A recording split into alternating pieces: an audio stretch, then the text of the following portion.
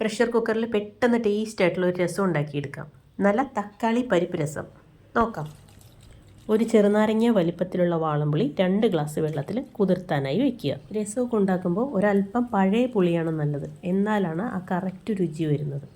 നന്നായിട്ട് ഞെരടി പിഴിഞ്ഞെടുക്കുക. ഇനി അത് ഒരു കുക്കറിലേക്ക് ഒഴിച്ചു കൊടുക്കാം. ഫ്ലെയിം ഓൺ ചെയ്യാം.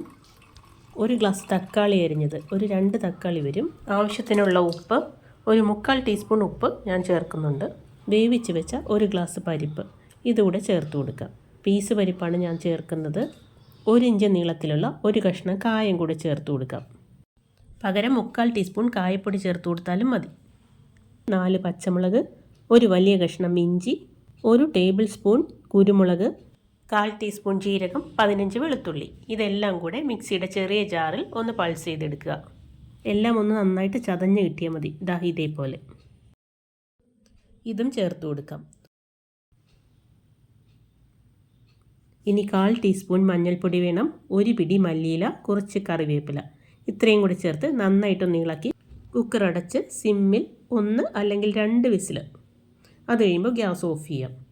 ഇനി കുക്കറിൻ്റെ പ്രഷറെല്ലാം പോയി കഴിയുമ്പോൾ ഏകദേശം 15 മിനിറ്റ്. അത് കഴിയുമ്പോൾ ലിഡ് മാറ്റി നമുക്ക് ഈ കൂട്ട് ഒരു വലിയ അരിപ്പ് ഉപയോഗിച്ച് നന്നായിട്ടൊന്ന് അരിച്ചെടുക്കാം. ഒരു തവി ഉപയോഗിച്ച് ഒന്ന് ഇളക്കി നന്നായിട്ടൊന്ന് പ്രസ് ചെയ്ത് കൊടുക്കുമ്പോൾ ബാക്കിയെല്ലാം പെട്ടെന്ന് തന്നെ ഊറി വരും. ഇതാ ഇപ്പം നന്നായിട്ടെല്ലാം കിട്ടിയിട്ടുണ്ട്. ഇനി ഒരു കഷ്ണം ശർക്കര കൂടി ചേർത്ത് കൊടുക്കാം. ഒരു ചെറിയ കഷ്ണം മതി. എന്നിട്ട് നന്നായിട്ടൊന്ന് ഇളക്കി യോജിപ്പിക്കുക. ഇനി ഒരല്പം വെളിച്ചെണ്ണയിൽ കടുകും ഉള്ളിയും മുളകും വേപ്പിലയും കൂടെ വറുത്തിട്ടാൽ നല്ല ടേസ്റ്റിയായ കുക്കർ രസം റെഡി. രസം ഇഷ്ടമാണെങ്കിൽ ഇതേപോലെ പ്രഷർ കുക്കറിലൊന്ന് ചെയ്ത് നോക്കൂ.